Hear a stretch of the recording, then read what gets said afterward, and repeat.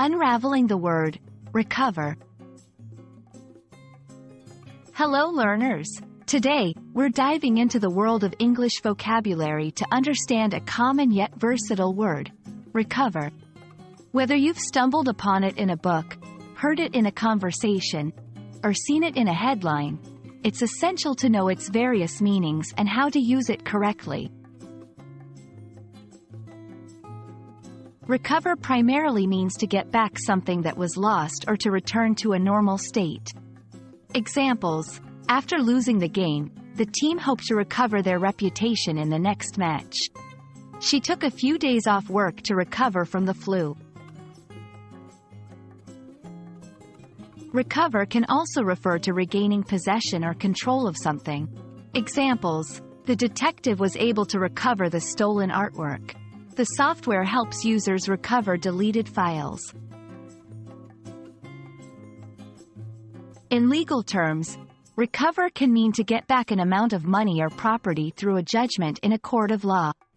Examples: the company is trying to recover damages from the former employee for breach of contract.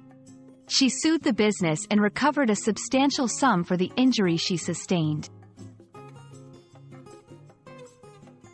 There are some phrases in English that include the word recover. Here are a couple of them. 1. Recover one's senses, to become conscious or aware again. 2. Example: after the shock, it took him a minute to recover his senses.